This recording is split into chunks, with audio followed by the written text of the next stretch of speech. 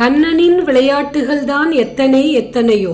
அவற்றில் ஒன்று நடந்த இடம்தான் நாகப்பட்டினம் மாவட்டம் திருக்கண்ணங்குடி லோகநாயகி தாயார் சமேத லோகநாத பெருமாள் கோவில். ரிஷிகள் பாசக்கயிற்றால் கண்ணனை கட்டிய சம்பவம் நடந்த இடம் இது. 108 திவ்ய தேச கோவில்களில் 18வது திவ்ய தேசமாக போற்றப்படுகிறது.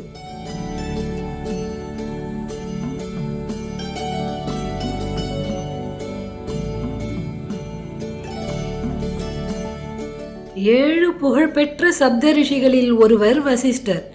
தேவலோக பசுக்களான காமதேனு மற்றும் நந்தினி இவை இரண்டையும் இவர் பராமரித்து வந்தார். கிருஷ்ண பக்தியில் வசிஷ்டர் மிக சிறந்தவர். எந்நேரமும் அவரது நினைவில் திளைத்தார் மகரிஷி வசிஷ்டர். கண்ணனும் வெண்ணையும் பிரிக்க முடியாதது ஆயிற்றே. எனவே வெண்ணையை திரட்டி அதை கெட்டியாக்கி கிருஷ்ணன் விக்கிரகம் செய்து அதையே நாள்தோறும் பூஜித்து வந்தார். வசிஷ்டரின் பக்தியால் அந்த வெண்ணெய் இலகவில்லை.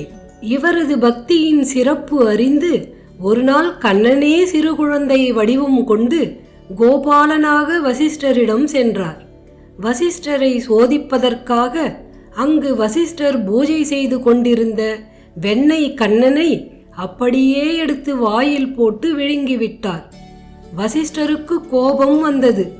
குழந்தை கிருஷ்ணனை பிடிக்க முயன்றார். கண்ணன் பிடிபடவில்லை. குழந்தையின் வேகத்துக்கு வசிஷ்டரால் ஈடுகொடுக்க முடியவில்லை. கிருஷ்ணர் சமயோசிதமாக தப்பித்து ஆசிரமத்தில் இருந்து காடுகளை நோக்கி ஓடினார். அவரை பிடிப்பதற்காக வசிஷ்டரும் ஓடினார். அப்போது இந்த ஸ்தலத்தில் மகிழ மரத்தடியில் அமர்ந்து நிறைய ரிஷிகள் தவம் செய்து கொண்டிருந்தனர். கண்ணன் தங்களை நோக்கி ஓடி வருவதை ஞான திருஷ்டியில் உணர்ந்த முனிவர்கள் கிருஷ்ணனை பாசக்கயிற்றால் கட்டி போட்டனர். முனிவர்களின் பக்திக்கு கட்டுப்பட்ட கிருஷ்ணர், வசிஷ்டர் என்னை பிடிப்பதற்காக வருகிறார். அவர் வருவதற்குள் உங்களுக்கு வேண்டியதை சீக்கிரம் கேட்டு பெறுங்கள் என்றார். அதற்கு ரிஷிகள், கண்ணா, நீ எங்களுக்கு தரிசனம் தந்தது போல் இத்தலத்திற்கு வருவோர்களுக்கு தரிசனம் கொடுத்தருள வேண்டும் என வேண்டினர். இவர்களது வேண்டுதலுக்கிணங்க கண்ணன் இத்தலத்தில் நிற்க விரட்டி வந்த வசிஷ்டர் கண்ணனது பாதங்களை பற்றி கொண்டார். வசிஷ்டரின் பிடிக்குள் கட்டுண்டு நின்றதால் ஊர் கண்ணன்குடியானது.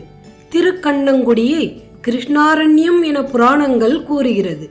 உடனே கோபுரங்களும் விமானங்களும் தோன்ற பிரம்மதேவரும் தேவர்களும் வந்திருந்து பிரம்மோற்சவம் நடத்தினர். திருக்கண்ணமங்கை, திருக்கண்ணபுரம், கபிஸ்தலம், திருக்கோவிலூர், திருக்கண்ணங்குடி ஆகிய 5 தலங்களையும் பஞ்ச கிருஷ்ணாரண்ய தலங்கள் என்று அழைக்கப்படுகின்றன. இத்தலங்களில் கிருஷ்ணனின் லீலைகள் நடைபெற்றதாக தலபுராணங்கள் குறிப்பிடுகின்றன. இத்தலங்களில் அடியவர்கள் திருமாலின் தரிசனத்தை பெற்றுள்ளனர். காயா மகிழ், உறங்கா புலி, ஊரா கிணறு, தோளா வழக்கு, திருக்கண்ணங்குடி என்று இத்தலத்திற்கு திவ்ய தேச சிறப்பு பழமொழிகள் உண்டு. திருமங்கை ஆழ்வார் அரங்கன் ஆலயத்தில் மதில் கட்டும் பணியில் ஈடுபட்டிருந்தார். கட்டிடப் பணிக்கு வேண்டிய தங்கம் மற்றும் சில பொருட்களை வாங்கிவிட்டு நாகப்பட்டினம் வழியாக ஸ்ரீரங்கம் செல்லும்போது இத்தலம் அடைந்தார். சிறிது நேரம் ஓய்வெடுத்து செல்லலாம் என்ற எண்ணத்தில் அப்பொருட்களை வயலில் உள்ள புளிய மரத்தடியில் புதைத்துவிட்டு புளிய மரத்திடம், நான் அயர்ந்து தூங்கினாலும் நீ தூங்கக்கூடாது என்று கூறி கண்ணயர்ந்தார். புளிய மரமும் திருமங்கை ஆழ்வாரின் சொல் கேட்டு உறங்காமல் அப்பொருட்களை பாதுகாத்தது. மறுநாள் காலையில் அந்த இடத்தை உழுவதற்கு வயல் உரிமையாளர் வந்திருப்பதை அறிந்து புளியமரம் இலைகளை உதிர்த்து ஆழ்வாரை எழுப்பியதாம். எனவே அவர் மரத்தை பார்த்து உறங்கா புலி வாழ்க என்றாராம். இதை அடுத்து ஆழ்வாருக்கும் நிலத்தின் உரிமையாளருக்கும் நிலப்பிரச்சனை ஏற்பட்டது. வாதம் முற்றியது. ஊர் பஞ்சாயத்து கூட்டப்பட்டது. நிலத்தின் உரிமையாளர் தனது உரிமை பட்டாவை சமர்ப்பித்தார். ஆழ்வாரும் தனக்கு பட்டயம் ஸ்ரீரங்கத்தில் இருப்பதாக கூறி ஒரு நாள் அவகாசம் கேட்டார். ஊர் பஞ்சாயத்து அதற்கு சம்மதித்தது. ஆனால் வழக்கு முடிவுறாமல் போனது. அன்று முதல் இன்று வரை இந்த ஊரில் பதிவு செய்யப்படும் எந்த வழக்கும் முடிவு பெறாமல் தீரா வழக்காக உள்ளது. ஒரு நாள் இந்த ஊரில் தங்குவதற்கு அவகாசம் கேட்ட ஆழ்வாருக்கு தாகம் எடுத்தது. ஊர் கிணற்றடியில் நீர் இறைத்த பெண்களிடம் தாகம் தணிக்க நீர் கேட்டார். இவர் மீது வழக்கு இருப்பதால் அவர்கள் தண்ணீர் தர மறுத்துவிட்டனர்.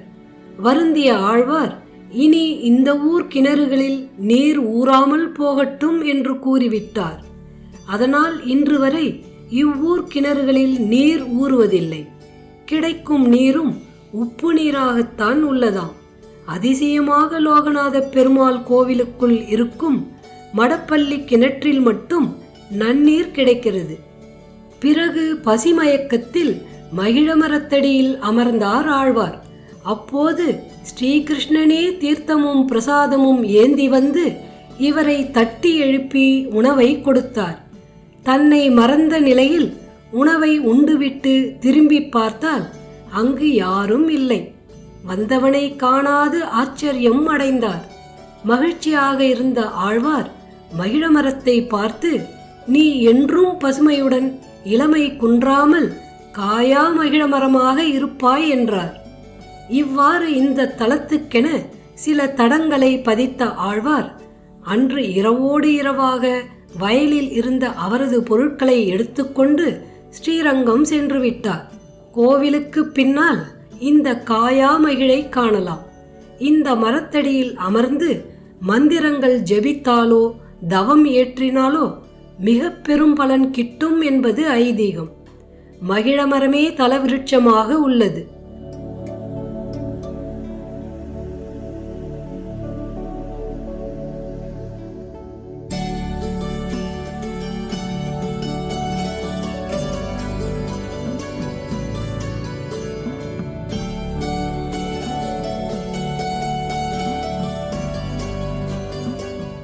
ஒரு வைணவ கோவிலில் விபூதி அணிவிக்கப்படும் விழா கேள்விப்பட்டதுண்டா?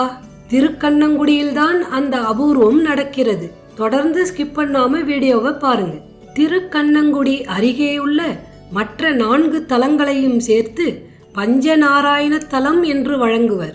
ஆபரணதாரி என்ற பகுதியில் ஆனந்த நாராயணன், பெரிய ஆலந்தூரில் வரத நாராயணன், தேவூர் என்ற பகுதியில் தேவநாராயணன், கீவலூர் என்ற பகுதியில் யாதவ நாராயணன், திருக்கண்ணங்குடி என்ற பகுதியில் தாமோதர நாராயணன். இவ்வைந்தும் சுமார் 6 கிலோமீட்டர் சுற்று வட்டாரத்திற்குள்ளாகவே அமைந்துள்ளன. இத்திருக்கோவிலில் வைகுண்ட ஏகாதசி விழா சிறப்பாக நடைபெறும். இத்தலத்தில் நடைபெறும் திருவிழாக்களில் திருநீரணி விழா என்பது மிகவும் சிறப்பான விழாவாகும். திருநீரணி விழாவின் போது பெருமாளுக்கும் திருநீறு அணிவிக்கப்படும். இந்த நிகழ்ச்சி 3.25 நாழிகை, அதாவது 1.5 மணி நேரம்தான் நடைபெறும். இதற்கு அனைவரும் விபூதி அணிந்தே வருவார்களாம். உபரிசரவசு மன்னனுக்காக இந்த விழா எடுக்கப்படுகிறது. சைவ வைணவ ஒற்றுமைக்கு இந்த விழா எடுத்துக்காட்டாகும். ஆறு, காடு, நகரம், ஆலயம், தீர்த்தம் என்று இந்த 5ம் கொண்டு மிகவும் அற்புதமாக அமைந்த ஸ்தலம் என்பதால் பஞ்சபூத ஸ்தலம் அல்லது பஞ்ச கிருஷ்ண சேத்திரம் என்று பெரிதும் போற்றப்படுகிறது. திருக்கண்ணங்குடி கோவில் பரந்த வளாகத்தில் 5 நிலை கோபுரங்களை கொண்ட பெரிய கோவிலாக இக்கோவில் அமைந்துள்ளது. 2 பிரகாரங்களுடன் பக்த உலா மண்டபம், சோபன மண்டபம், மகா மண்டபம், அர்த்த மண்டபம் கொண்டு அமைந்துள்ளது. முதல் மற்றும் 2ஆம் பிரகாரங்களில் தாயார் லோகநாயகி மற்றும் பிற தெய்வங்களின் சன்னதிகள் அமைந்துள்ளன. அர்த்த மண்டபத்தை அடுத்து மூலஸ்தானம் அமைந்துள்ளது. இக்கோவிலில் மூலவர் கிழக்கு நோக்கி நின்ற கோலத்தில் அருள்பாலிக்கும் ஸ்ரீ லோகநாத பெருமாள் சியாமளமேனி பெருமாள் என்றும் அழைக்கப்படுகிறார். உற்சவர் தாமோதர பெருமாள் இடது கரத்தை இடுப்பில் வைத்துக்கொண்டு குழந்தை கண்ணனாக அருள்பாலிக்கிறார். வெண்ணெய் உண்ட கிருஷ்ணராக பெருமாள் காட்சி தரும் தலம். ஸ்ரீதேவி பூதேவியுடன் பெருமாள் வீற்றிருக்கும் அழகே அழகு. இங்குள்ள பெருமாள் உத்பல விமானத்தின் கீழ் அருள்பாலிக்கிறார். தாயார் லோகநாயகி முகமும் உற்சவர் அரவிந்த நாயகி முகமும் ஒரே ஜாடையில் இருப்பது வேறு எந்த கோவிலிலும் காண முடியாத அதிசயம். அனைத்து தலங்களிலும் கைகளை குவித்து வணங்கும் நிலையில் அருள்பாலிக்கும் கருடாழ்வார் இத்தலத்தில் வைகுண்டத்தில் இருப்பது போல் 2 கைகளையும் கட்டிக்கொண்டு அருள்பாலிக்கிறார். இங்குள்ள அழகிய சிரவண புஷ்கரணியின் தெற்கு கரையில் உள்ள கோவிலில் ஆதிப்பெருமாள் வீற்றிருந்த நிலையில் உள்ளார். சிரவண புஷ்கரணி என்ற இத்தலத்தீர்த்தத்தின் பெயரை கேட்டாலே அனைத்து பாவங்களும் தீரும் என்பது ஐதீகம். இத்தலத்தை திருமங்கை ஆழ்வார் 10 பாசுரங்களால் பெருமாளை பாடியுள்ளார். மேலும் வைணவ ஆச்சாரியரான மணவாள மாமுனிகள் மனமுவந்து கொண்டாடிய பெருமாள் இவர். பிரம்மா, கௌதம ரிஷி, வசிஷ்டர், பிருகு, மாடரர், உபரிசரவசு ஆகியோர் இத்தல இறைவனை நேரில் தரிசித்துள்ளனர். கருட புராணம், நாரத புராணம் இவ்விரண்டிலும் இத்தலத்தின் மேன்மை பேசப்படுகிறது.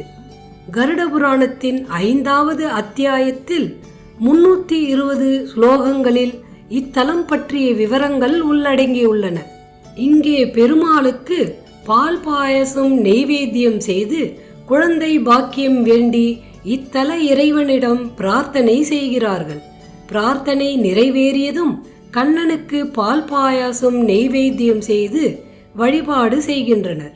இழந்த செல்வங்களை மீண்டும் பெற வாக்குறுதிகள் நிறைவேற்ற முடியாதவர்கள், கடன் தொல்லையால் அவதிப்படுபவர்களின் குறைகளை இத்தல இறைவன் தீர்த்து வைப்பதாக பக்தர்கள் கருதுகின்றனர். இந்த கோவிலை சுற்றியுள்ள திருநாகை சௌந்தரராஜ பெருமாள், சௌரிராஜ பெருமாள், சிக்கல் சிங்காரவேலர் கோவில், அம்பகரத்தூர் பத்ரகாளியம்மன் போன்ற கோவில்களின் சிறப்புகளை நம்ம சேனலில் ஏற்கனவே வீடியோவாக பதிவு செய்திருக்கோம். அது மட்டும் இல்லாமல் நாகப்பட்டினத்தை சுற்றியுள்ள பாடல் பெற்ற ஸ்தலங்கள் மற்றும் திவ்ய தேசங்களை பார்க்க போகிறோம். அதனால் மறக்காமல் நம்ம சேனலை சப்ஸ்கிரைப் பண்ணிட்டு பக்கத்தில் இருக்கும் பெல் பட்டனையும் அழுத்திக்கோங்க. திருக்கண்ணங்குடி லோகநாத பெருமாள் கோவில் தினமும் காலை 8 மணி முதல் 12 மணி வரை, மாலை 5 மணி முதல் இரவு 8:30 மணி வரை திறந்திருக்கும். சிறப்பு நாட்களில் நேர மாற்றம் இருக்கலாம். நாகை மாவட்டம் திருக்கண்ணங்குடியில் இந்த பிரசித்தி பெற்ற லோகநாத பெருமாள் கோவில் அமைந்துள்ளது. இத்திருக்கோவில் நாகப்பட்டினம் திருவாரூர் சாலையில் சிக்கலுக்கும் கீவலூர் இடையில் உள்ள ஆழியூர் என்ற இடத்தில் இருந்து 1 கிலோமீட்டர் தூரத்தில் இந்த ஆலயம் இருக்கிறது. நாகப்பட்டினத்தில் இருந்து 9 கிலோமீட்டர் தொலைவிலும், திருவாரூரில் இருந்து 14 கிலோமீட்டர், சிக்கலில் இருந்து 4 கிலோமீட்டர் தொலைவிலும், காரைக்காலில் இருந்து 23 கிலோமீட்டர் தொலைவிலும் உள்ளது. திருவாரூர் நாகப்பட்டினம் பேருந்து நிலையத்தில் இருந்து ஆழியூருக்கு பேருந்து வசதி நிறைய உண்டு. ஆழியூர் ஸ்டாப்பில் இறங்க வேண்டும். அங்கிருந்து தெற்கே 1 கிலோமீட்டர் நடந்து செல்லும் தூரத்தில் திருக்கண்ணங்குடி உள்ளது. அருகில் உள்ள கீவலூர் ரயில்வே நிலையத்தில் இருந்து 2 கிலோமீட்டர் தொலைவில் இத்திருக்கோவில் அமைந்துள்ளது. இங்கே தினமும் நின்று செல்லும் முக்கியமான ரயில்களில் காரைக்கால் தஞ்சாவூர் பேசஞ்சர் ஒன்று. இங்கிருந்து பேருந்து, ஆட்டோ, டாக்ஸி போன்ற பொது போக்குவரத்து வசதிகளும் உள்ளன. இந்த அபூர்வமான கோவிலை பற்றிய தகவல்களை உங்களுடன் பகிர்ந்ததில் எனக்கு மிகுந்த மகிழ்ச்சி. இந்த வீடியோ உங்களுக்கு பயனுள்ளதா இருந்தா லைக் பண்ணுங்க, ஷேர் பண்ணுங்க, சப்ஸ்கிரைப் பண்ணுங்க. மறக்காம பெல் ஐக்கானையும் அழுத்துங்க. அடுத்த வீடியோவில் மீண்டும் சந்திப்போம். அதுவரை அவன் அருளுடன். நன்றி, வணக்கம்.